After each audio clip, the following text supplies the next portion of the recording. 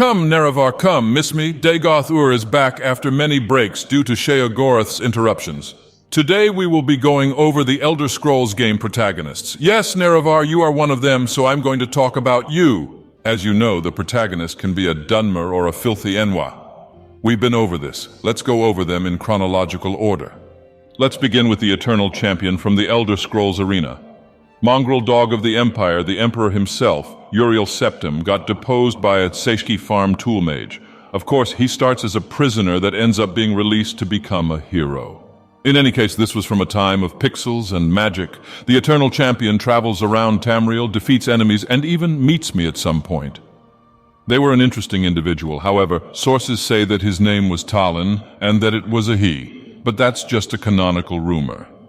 In any case, they defeated Jagar Tharn, freed the mongrel dog emperor in the end, and started working for the Empire. Not very impressive, nothing special. Then you have the Agent, otherwise known as the Hero of Daggerfall. He is also friends with the mongrel dog of the Empire, Emperor Uriel Septim. Seriously, how many heroes has this guy sponsored? In any case, after a pep talk by the Emperor, the Agent goes to the kingdom of Daggerfall. He obtains the Totem of Tiber Septim or the MacGuffin, and had the choice to give it to whatever side he sympathized with. Oh, the 90s and their MacGuffins. He's the only character that is not a felon, and who achieves 6 endings at the same time, thanks to the warp in the west and the meddling of Akatosh. Rumor has it he disappeared during the Dragon Break. Good job, Uriel Septim. You lost yet another protagonist. Is this how you honor the 6th house and the Tribe Unmourned? Ah, Battlespire brings back memories. The apprentice's name is either Josian Kaid or Vatasha Trinell, depending on your choice. The apprentice fights Mehrunes Dagon because their partner gets kidnapped. So basically, Mehrunes Dagon becomes the antagonist of a high school anime and gets defeated. Pathetic.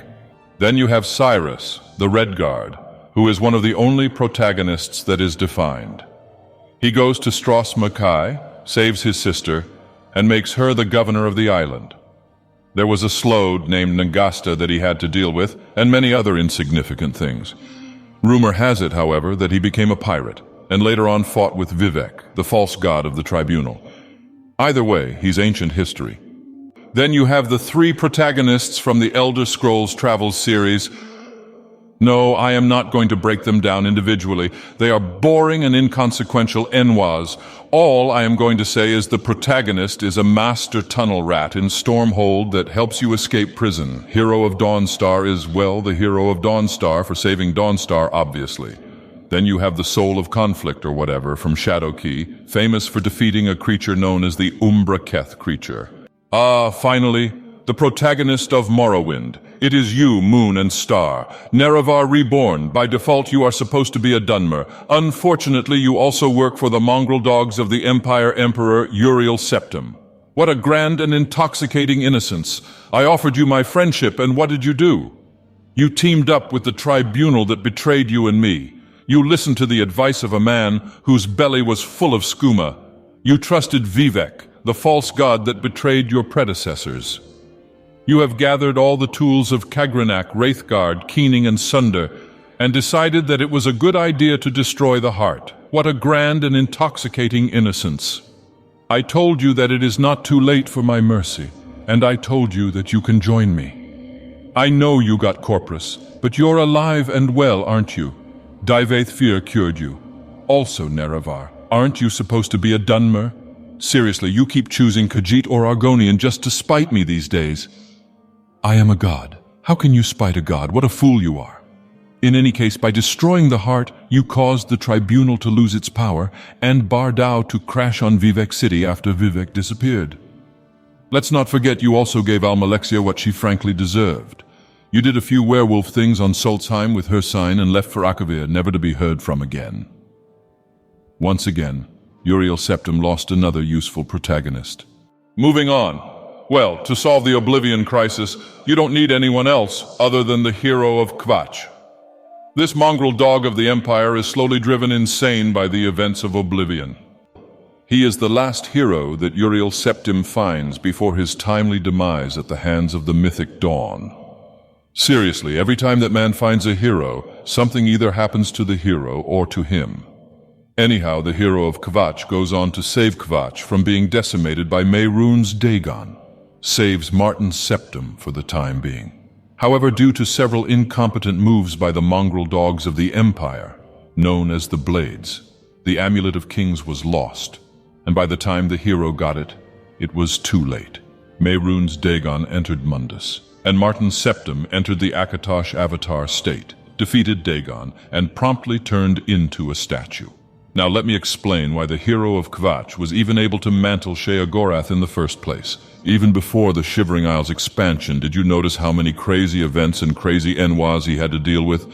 I mean, seriously, Nerevar, you would not be able to keep your sanity. You see, two emperors get absolutely demolished in front of him. He sees an Aedra and a Daedra fight each other. He goes through that whole Dark Brotherhood debacle, fights the Worm King, deals with Glathir, gets lost in a painting, joins the Fighters Guild, and drinks hist sap and many other insane happenings. He gets to become the Divine Crusader and fight Umaril, a god. When the time comes to mantle Sheogorath, he's the perfect candidate. He had been driven mad way before he ever stepped on the Shivering Isles. He's now Sheogorath. Yes, indeed, I am him and he is me. Cheese for everyone. If you'd like a whole documentary on this topic, write on the parchment down below. Dagoth Theory time. Then we have the Dragonborn, otherwise known as the only main game of the Protagonists that has nothing to do with Uriel's septum. Unfortunately, for this Nord Enwa, he is being inserted in the most generic main plotline. Oh, the dragons have come back. Who can save the people of Skyrim? That one guy who can learn how to scream dragons, swear words faster than anyone else. He learns a couple of those words from some old farts living on top of some mountain, and Parthenax, the good dragon. Now go out there, shout Fusroda, and suck the souls out of those dragon bones. Oh, and there's a civil war between the mongrel dogs and Enwa Nords that he has to mediate or pick a side in.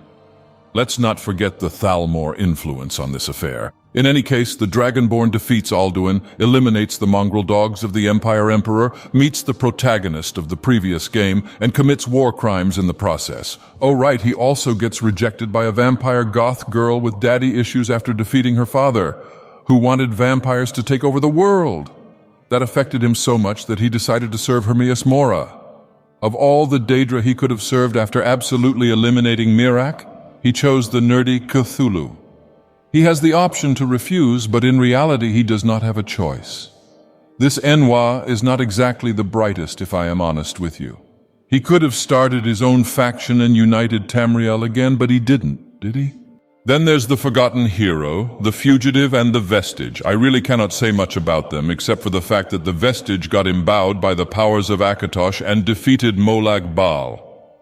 Good on the Vestige, I never liked Molag Bal. As for the Forgotten Hero, it's just a card game, Nerevar. I'm not going to go into detail about it. I have experienced it, and I did not think it honored the Sixth House and the Tribe Unmourned. Also, the Fugitive from Blades. That is a blatant cash grab. This is it for today, Nerevar. Don't forget to honor the Sixth House and the Tribe Unmourned, and I will see you in the next sermon very soon.